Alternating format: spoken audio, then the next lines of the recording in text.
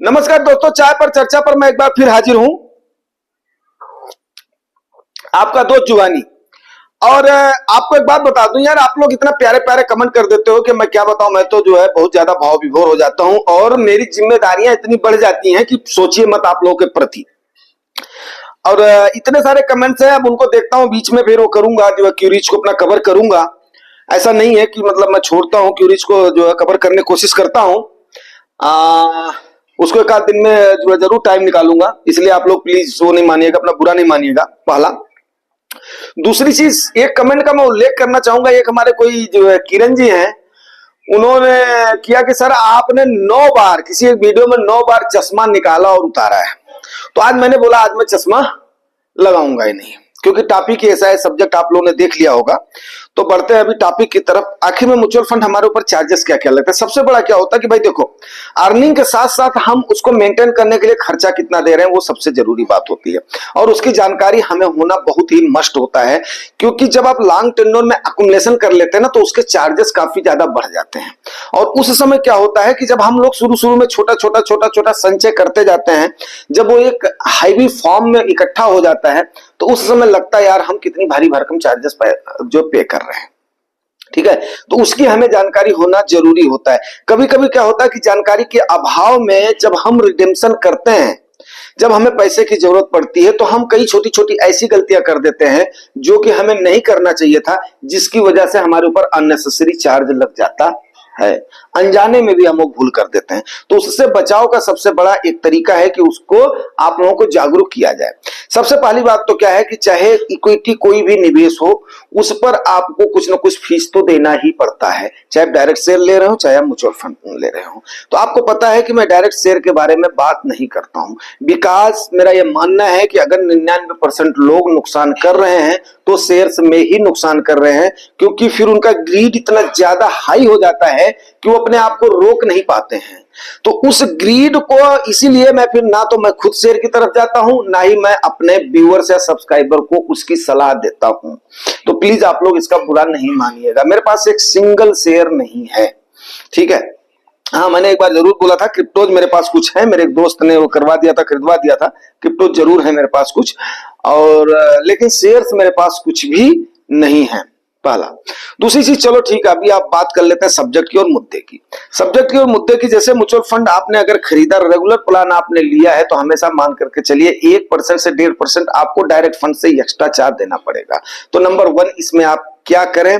सबसे पहली चीज, आप अगर रेगुलर फंड ले रहे हैं तो उस बंदे से लें जो कि आपके फंड को मैनेज करवाने में या टाइम टू टाइम उसको उसमें लमसम करने की, या आपसे वो बराबर कांटेक्ट में रहता है, आपको तब तक एडवाइस करता है जब तक आप फुल्ली ट्रेंड नहीं हो जाते हैं। नहीं तो जुगाड़ी टॉक्स आपका वन ऑफ द बेस्ट माध्यम है, काफी सारा एजुकेट करता है। और हमने आपको पहले बता दिया है, मेरा कोई इंस्टाग्राम नहीं है, मेरा कोई व्हाट्सएप नहीं है, मेरा कोई अदर सोर्स नहीं है। मेरा only one that way of talking जो है वो आपका यही माध्यम है। मैं आपसे आमने सामने यही पर ही बात करता हूं, ताकि आपकी गलतियों से या आपकी अच्छाइयों से और लोग हमारे सबक ले सके। तो सबसे पहली चीज क्या है, अगर आप ऑप्ट करते भी हैं रेगुलर फंड, तो उसी बंदे से ऑप्ट करें। कभी भी बैंक से ना लें, कभी भी ऐसे ऐप से ना लें जिससे आपका कोई भी कांटेक्ट नहीं है। लोकल बंदा है जिसने आपको एडवाइस किया है, ताकि आप जाकर के उससे पूछ सके कि भाई आपने ऐसा क्यों किया, आपने ऐसे समय पर मेरे को एडवाइस क्यों ना किया। अगर रेगुलर लेते हैं तो रेगुलर में आपको 1 से 1.5% एक्स्ट्रा। अब आप बोलोगे एनुअली 1 से 1.5% क्या होता है, लेकिन आप सोचिए आपकी कम से कम अगर आपको 1 करोड़ रुपया आपका धीरे धीरे आप अगर एक्युमुलेट कर लेते हो, तो आपके ऊपर कितना चार्ज लग जाएगा हर साल। 1 से 1.5% तो उसका फीस चला जाएगा, प्लस जो आप एमसी को दे रहे हो वो तो 1.5-2% से तो किसी भी रेगुलर फंड का चार्ज नहीं होता, 2 से ऊपर ही हो जो चला जाता है बहुत सारे में। ठीक है, तब आपको समझ में आएगा कि यस 50 लाख पर आप 50,000 रुपया दे रहे हो, तो लगभग जो 50,000 60,000 दे रहे हो, और ये वाला लेकर के कितना ज्यादा आपके ऊपर बर्डन पड़ जाता है, सोचिए आप।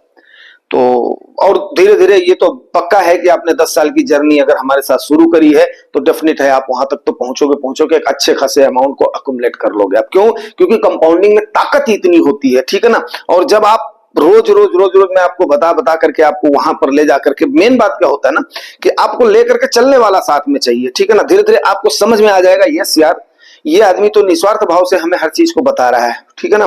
कोई भी, चलो ये हो गया।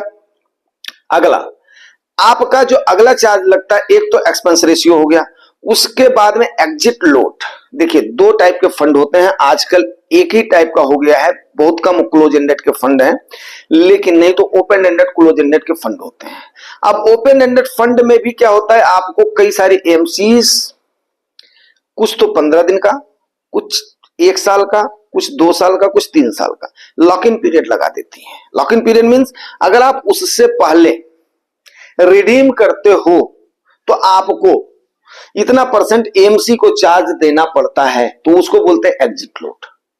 अब वो एग्जिट लोड अगर आप टाइम से पहले अपनी शर्तों से पहले जो आपने वहां पर टिक कर दिया है ना कि मुझे सारी शर्तें मंजूर है, वहीं पर ही आप बाध्य हो जाते हो। सबसे बड़ी बात क्या होती है, जो वो छोटे छोटे छोटे छोटे अक्षर जो ऑफलाइन में होते हैं ना, उसमें जो लिखे होते हैं, जो आदमी कभी पढ़ता नहीं, बैंक में जाते हो आप कभी पढ़ते जाओ, लेकिन जब कोई बात हो जाती है ना तो बैंक उठा करके वही रख देता, भैया ये ले लो। वैसे ही म्यूचुअल फंड की एमसीयू रख देता, भैया ये ले लो, आपने बिल्कुल पढ़ा है और साइन किया है। वही म्यूचुअल फंड की एमसी आपको बोल देगी भैया ये आपने टिक करा हुआ, ये देख लो आपने ऑप्ट करा हुआ है, ठीक है। तो मैं ये तो नहीं बोल रहा हूं कि आप उसको पढ़िए, आप अपना टाइम में करिए, लेकिन आपके ऊपर एग्जिट लोड चार्ज ना हो इसलिए आप कोशिश करिए कि यस। अब इसमें देखो जो एसआईपी करने वाले बंदे वो कहां पर गलती कर देते हैं, यस वहां पर भी, क्योंकि जो लोग जानते होंगे उनमें से तो ठीक है, लेकिन जो थोड़ा सा नहीं जानने वाले बंदे वो क्या करते हैं, हर फ्रेश एसआईपी आपकी, हर महीने की एसआईपी जो आपकी महीने की जा रही है, 15 दिन में जा रही है, क्वार्टरली जा रही है, जो भी एसआईपी है, हर एसआईपी आपकी फ्रेश इन्वेस्टमेंट मानी जाती है। अगर 1 साल का पीरियड है, आपका होल्डिंग पीरियड है 1 साल का, तो आपने क्या करते, देखो इक्विटी में तो आपका 1 साल का, डेप्ट में तो ऑटो 3 साल का हो जाता है, ठीक है। तो अभी तो हमारी आपकी उम्र नहीं है डेप्ट फंड की, मैं तो जो है सीधी सी बात बताऊं, अगर आप मार्केट में आए तो सीधा सीधा प्योर जो है इक्विटी को वो करो, आप तो करो। अब कई सारे डेप्ट वाले भी मेरे से नाराज हो जाएंगे,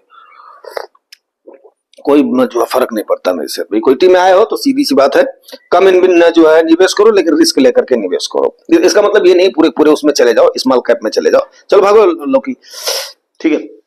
तो हाँ कहां पे था मैं, मैं ये बता रहा था कि आप नहीं कहां पे था मैं, हाँ।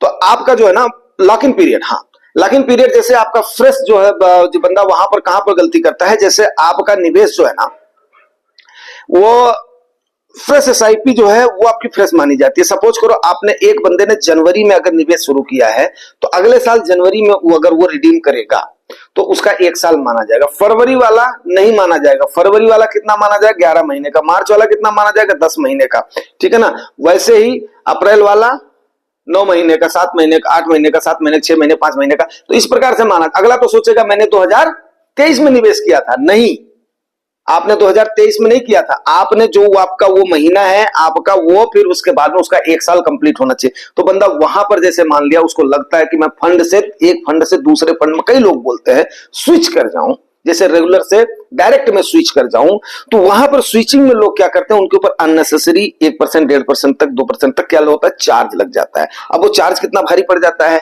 अब वो चार्ज तो पूरा एमसी तो कंप्लीट अमाउंट पे लगाएगी चार्ज, तो कोई ये तो है नहीं। तो ये देखो ये एक बहुत बड़ी क्या होती है, हो जाती है कभी कभी अनजाने में भूल हो जाती है, क्योंकि बंदे को जानकारी नहीं होती है, ठीक है ना। तीसरे टाइप का एसटीसीजी। अब एसटीसीजी कभी कभी आपको पता नहीं होता है, अब उस पर एग्जिट लोड तो लगा प्लस उस पर क्या हो जाएगा, शॉर्ट टर्म का कैपिटल गेन हो जाएगा। अगर आप 1 साल से पहले रिडीम कर रहे हो, अगर आप 1 साल से पहले रिडीम कर रहे हो पैसे को, तो आपके ऊपर क्या लग जाएगा, शॉर्ट टर्म का कैपिटल गेन लग जाएगा, जो कि आपको कौन लगाएगी, गवर्नमेंट लगा देती है उसमें, ठीक है।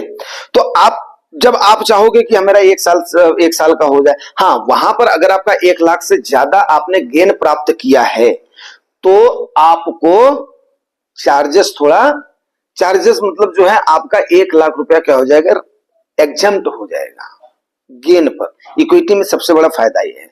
दूसरा जो फायदा है वो क्या है कि 10% के हिसाब, किसी भी टैक्स स्लैब में आप आ रहे हो, 10% के हिसाब से ही आपको लॉन्ग, हाँ ओके, चलो। तो शॉर्ट टर्म कैपिटल गेन को हमेशा क्या करना है, अवॉइड करना है। अगला जो चार्ज लगता है वो आपका 1 लाख तक आपका एग्जम्प्ट है, उसके ऊपर 10% का आपके ऊपर चार्ज लगता है, किसी भी उस पे जा रहे हो आप तो कोशिश करो कि आपको 1 साल कंप्लीट होने के बाद में ही ये सारी प्रक्रिया करो। और रेगुलर से जो भी लोग अगर रेगुलर में इन्वेस्टेड हैं, तो मेरी तो सलाह यही है कि अगर आपसे बराबर कांटेक्ट नहीं किया जा रहा है, आपको एडवाइस नहीं किया जा रहा है, जैसे आपको 3 तारीख को एडवाइस नहीं किया गया कि आज की डेट में आप मत खरीदो, आपको 4 तारीख को एडवाइस नहीं किया गया कि आप उस दिन परचेस करो, जो वही टॉक्स ने बिल्कुल चिल्ला चिल्ला करके आपको बोला था यस हम 4 तारीख को जो करना होगा 4 तारीख को करेंगे, उससे पहले कुछ नहीं करेंगे। 4 को हम सिग्नल देखेंगे, कहां से 20-21 तारीख से ही बोलना शुरू कर दिया था। उससे पहले आपको जो भी करना है 31 मई तक जो पैसा निकालना आप निकाल लो, जो पैसा निकालना आप निकाल लो। ये जो है टॉक्स ने आपको कितनी बार बताया, तो सोचिए आप। तो ये सारे जो आपके चार्जेस हैं, इन चार्जेस को आपको पक्का मालूम होना चाहिए। और क्योंकि आप निवेश कर रहे हो तो आपका एक ही एम होना चाहिए कि आप जो है ज्यादा से ज्यादा अर्न करें, ज्यादा से ज्यादा आप उसमें प्रॉफिट में आए। अगर इन सारी चीजों को आप ध्यान रखते हो ना, आपको लगता है ये चीजें छोटी छोटी हैं, लेकिन छोटी छोटी चीजें ना बहुत बड़ी चीज बन जाती हैं, बहुत बड़ी चीज बन जाती है। क्योंकि कंपाउंडिंग एक ऐसा इफेक्ट है, जब ये कंपाउंडिंग आपकी शुरू होती है 5 साल के बाद में, तो आप इमेजिन नहीं करोगे कि कितनी बड़ी कितनी तगड़ी कंपाउंडिंग लगती है। जब आपकी एनएबियां अकुमुलेट होकर के हो जाती हैं, तो आप समझिए कि जो आपको अभी 1 पैसा बढ़ता हुआ जो आपको जो है अपना दिखाई दे रहा है ना, 1 रुपया बढ़ता हुआ दिखाई दे रहा है ना, वो आपकी जब एनएबियां अकुमुलेट हो जाती हैं तो आपका वो पैसा कितना गुना मल्टीप्लाई होकर के बढ़ता है, सोचिए आप। अगर आप किसी भी फंड की सपोज करिए जैसे मान लिया, वैसे एनएबी उसका एनएबी का फर्क नहीं पड़ता, मैं आपको पहले बता दूं, सस्ती और महंगी एनएबी का फर्क नहीं पड़ता, सस्ता और महंगा देख करके नहीं करिएगा, उसी हिसाब से आपका पैसा क्या होता है, ग्रो होता है, उसी हिसाब से आपका फंड ग्रो होता है। लेकिन एक एग्जाम्पल मैं आपको बता रहा हूं कि आप मान करके चलो कि आपने 10 रुपए पर किसी फंड को खरीदा है, अगर मान लिया 10 रुपए पर खरीदा है, 100 रुपए पर खरीदा है, जो भी खरीदा उसी हिसाब से आप जो है रेशियो लगा लीजिएगा।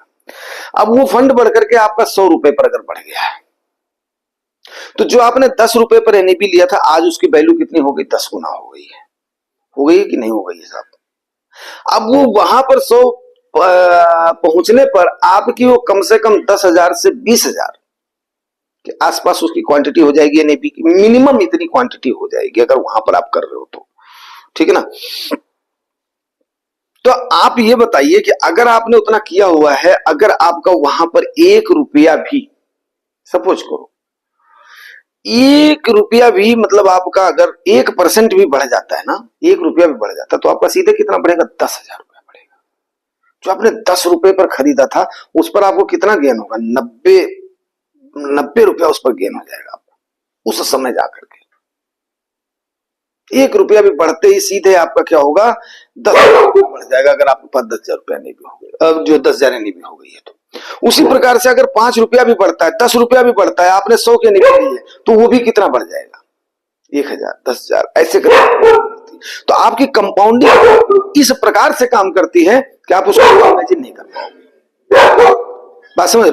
तो इस पर आप शांत हो, इस पर आपने अपने चार्जेस का पक्का ध्यान रखना है, ठीक है। अगर आप इन चार्जेस वगैरह का ध्यान रखोगे तो कभी भी आप देखना आप मार नहीं खाओगे, ज्यादा से ज्यादा प्रॉफिट लेकर के करोगे। तो ये मेन हमारे वो थे चार्जेस थे, जो कि आपके म्यूचुअल फंड एमसीज, आपकी सेबी की तरफ से, आपकी एमसी की तरफ से, आपकी गवर्नमेंट की तरफ से आपके ऊपर लगाए जाते हैं। अभी जब गवर्नमेंट फॉर्म होगी तो पक्का डेफिनेट है, जो अभी बजट आएगा, गवर्नमेंट तो फॉर्म हो ही गई है, जो बजट आएगा उसमें अभी टैक्सेशन एक बहुत ही अहम मुद्दा होगा। इक्विटी का भी टैक्सेशन, प्लस आपके पास जो पैसा है उस पर टैक्सेशन, आप जो कमा रहे हो उस पर टैक्सेशन, ये सारा मायने रखता है, तब भी उस पर डिस्कस किया जाएगा। लेकिन आप ये छोटी मोटी गलतियां ना करें, क्योंकि जैसे जानकारी होती है तो आदमी रेगुलर से डायरेक्ट की तरफ स्विच करने की कोशिश करता ही करता है, इसमें कोई भी संदेह नहीं है। तो अगर आप इस प्रकार से करते हो, तो अगर इन सारी चीजों का ध्यान रखते हो, हाँ अगर आपको कोई भी संदेह रह गई है, कोई भी उसमें क्यूरी रह गई है, तो यस आप डालिए, जुगानी टॉक्स आपको उसको पक्का रिप्लाई देगा। हाँ हो सकता है 1 दिन में 2 दिन में ना मिले, लेकिन अगर मान लिया एक संडे को मैंने क्यूरीज को खबर किया है, इस हफ्ते के बीच में जब तक मैं उसको लौके अभी होगी पिटाई, तो जब तक जब तक आप उसको, चलो ठीक है, अब ये कर रहे हैं, आप परेशान कर रहे हैं, लेकिन फिर भी मैं आपको एक लाइन में बता दूं कि जब तक आपको उसको क्या बोलते हैं, अब मैं उसको लाइक करके या वो करके नहीं आपको आपकी जो है रिप्लाई देता, तो तब तक आप समझिए कि आपकी वो क्वेरी होल्ड पर है। जैसे समय मिलेगा तुरंत आपका उस पर वीडियो बनाया जाएगा, ये पक्का। ऐसा हो ही नहीं सकता कि मैंने किसी की भी रिप्लाई ना देने की कोशिश करूं। वैसे जब बहुत ज्यादा हो जाएगी तो और जब टीमें रहेंगी वो देंगी, लेकिन मैं पर्सनली अभी तक तो कोशिश करता हूं कि यस, क्योंकि अभी वैसे भी इनका टाइम हो गया अब जो घुमाने का, तो अभी स्टॉप करते हैं और मिलते हैं अगले सेशन में। और काफी सारी रोचक जानकारी। प्लीज शांत हो जाए यार। जो लोग नए आए हैं, नए हमारे व्यूअर्स हैं, उनसे मैं यही रिक्वेस्ट करना चाहूंगा कि भाई प्लीज 0.1 सेकंड लगता है आपको सब्सक्राइब करने में। अगर आपको जानकारी अच्छी लगती है तो पक्का आप करेंगे। और जो हमारे नए परिवार से जुड़े हैं सब्सक्राइबर्स, उनका तहे दिल से माय टॉक्स में स्वागत है, अभिनंदन है, ठीक है। और बाकी लाइक और कमेंट्स वगैरह तो आप लोग बहुत कर रहे हो, मैं भी कोशिश करता हूं कि आपकी जिज्ञासा को शांत कर सकूं। और ये आपका ही परिवार है, आपका ही मंच है, और इसीलिए ये ओपन किया हुआ कि ताकि हम लोग अपने अमीरी की यात्रा की तरफ आगे बढ़ सकें।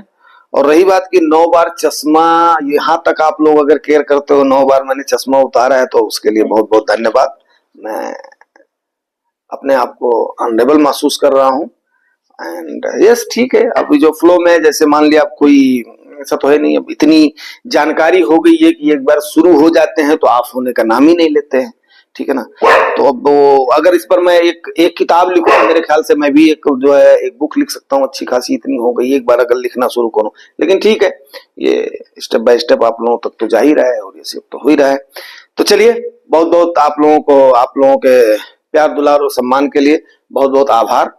Thank you very much.